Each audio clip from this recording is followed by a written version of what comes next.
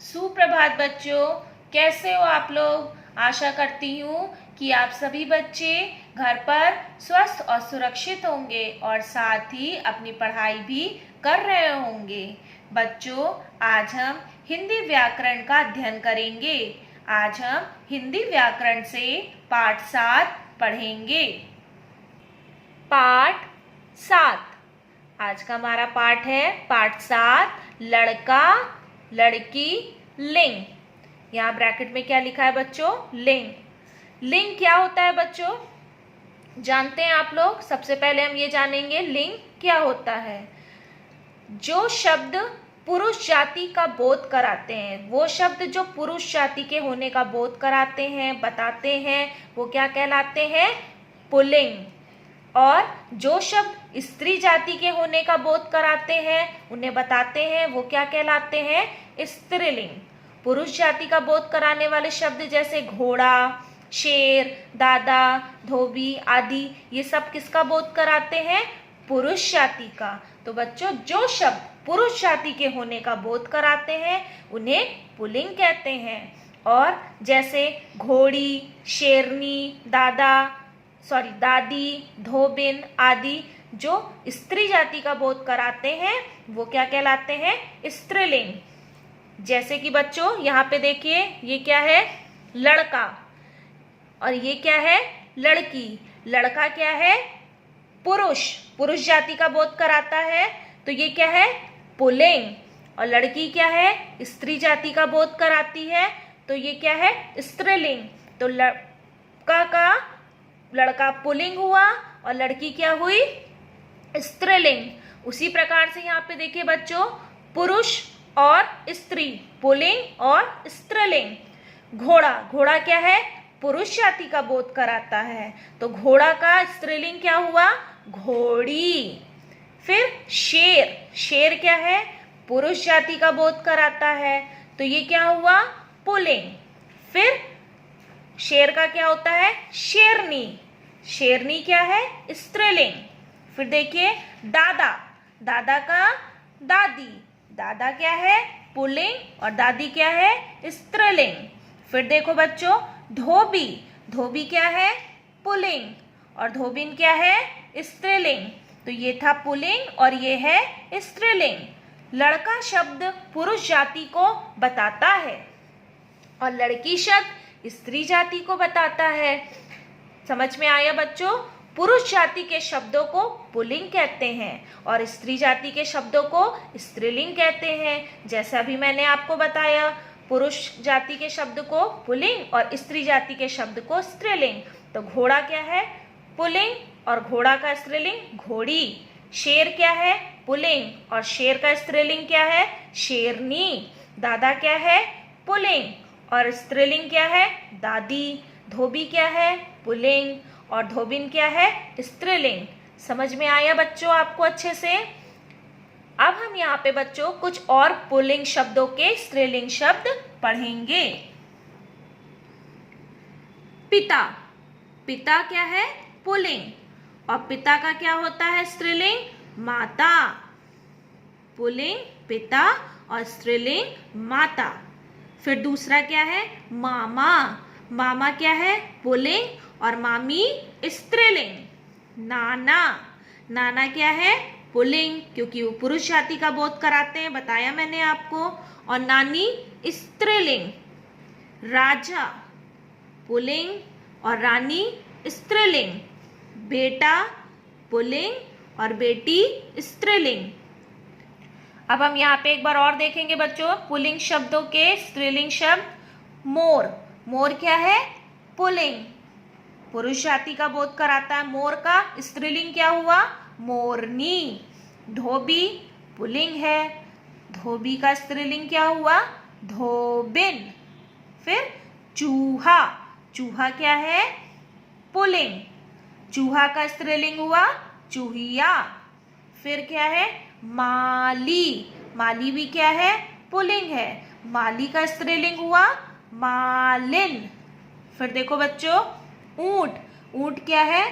Pulling, और ऊंट का स्त्रीलिंग हुआ ऊंटनी। तो बच्चों जो शब्द पुरुष जाति का बोध कराते हैं, पुरुष जाति के बारे में बताते हैं, वो क्या कहलाते हैं? शब्द पुल्लिंग कहलाते हैं। और जो शब्द स्त्री जाति का बोध कराते हैं या ज्ञान कराते हैं, उनके बारे में बताते हैं, वो क्या कहलाते हैं? स्त्रीलिंग। बच्चों, अब हम आपको इस पाठ का कुछ अभ्यास कार्य भी बताएंगे। पहला देखिए, रेखांकित शब्दों के लिंग बदलकर वाक्य पूरे कीजिए। रेखांकित मतलब जो शब्द के नीचे रेखा की गई है उसका आपको लिंग बदलना है।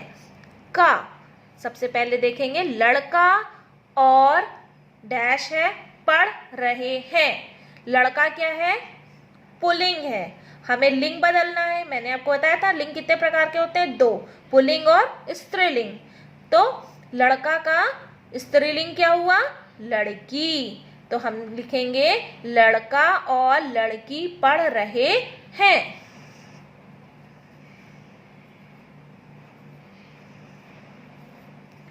फिर देखिए बच्चों, खा, दादी और डैश सैर कर रहे हैं। दादी क्या हुआ? स्त्रीलिंग, क्योंकि ये स्त्री जाति का बोध कराता है। तो अब स्त्रीलिंग का हमें क्या बदलना है? कौन सा लिंग बदलना है? पुल्लिंग, पुरुष जाति। तो दादी का क्या हुआ? दादा। तो दादी और दादा सैर कर रहे हैं। फिर गा देखिए बच्चों, चूहा और डैश बिल में रहते हैं। चूहा, चूहा क्या है हमारा? पुल्लिंग। और चूहा का स्त्रीलिंग क्या हुआ? चूहिया। मैंने आपको अभी बताया था ना, चूहा का चूहिया। तो चूहा और चूहिया बिल में रहते हैं। चूहा का स्त्रीलिंग चूहिया। घा वाला देखेंगे आखिरी, धोबी और डैश मिलकर कपड़े धो रहे हैं। धोबी क्या है हमारा? पुल्लिंग। धोबी का स्त्रीलिंग क्या होगा यहाँ पे? धोबी का धोबिन। तो हम यहाँ लिखेंगे धोबिन।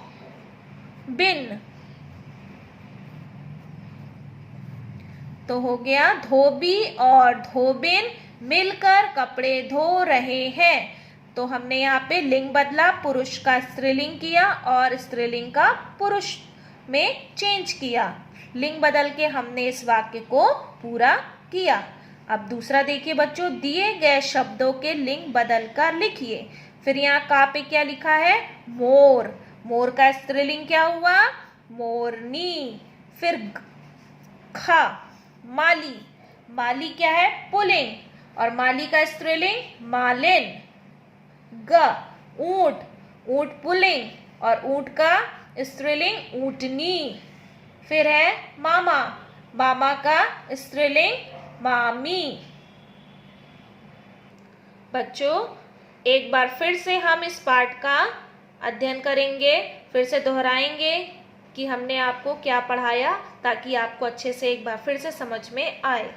बच्चों, मैंने आपको लिंग बताया। लिंग क्या होते हैं? जो पुरुष जाति का बोध कराते हैं वो पुल्लिंग कहलाते हैं, और जो स्त्री जाति का बोध कराते हैं वो स्त्रीलिंग कहलाते हैं। लिंग 2 प्रकार के होते हैं, पुल्लिंग और स्त्रीलिंग।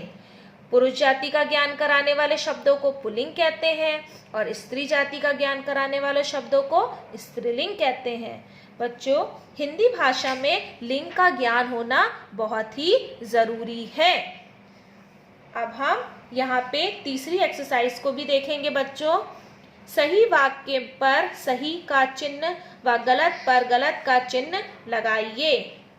का, पुरुष जाति का ज्ञान कराने वाले शब्द पुल्लिंग कहलाते हैं। सही। खा, हिंदी भाषा में लिंग का ज्ञान जरूरी नहीं है। ये क्या है? गलत है, क्योंकि हिंदी भाषा में लिंग का ज्ञान होना जरूरी है। गा, स्त्रीलिंग शब्द स्त्री जाति का बोध कराते हैं। सही है। अब हम देखेंगे बच्चों, चित्र देखकर जोड़े बनाइए। का पे क्या है? चित्र। काय का चित्र है? राजा। ये देखिए यहाँ पे लिखा है राजा। अब राजा क्या है? पुल्लिंग। और राजा का क्या होगा? रानी। ये देखिए यहाँ लिखा है रानी, तो राजा का होगा रानी। फिर ख, ख पे क्या है? दादा। दादा का स्त्रीलिंग क्या होगा?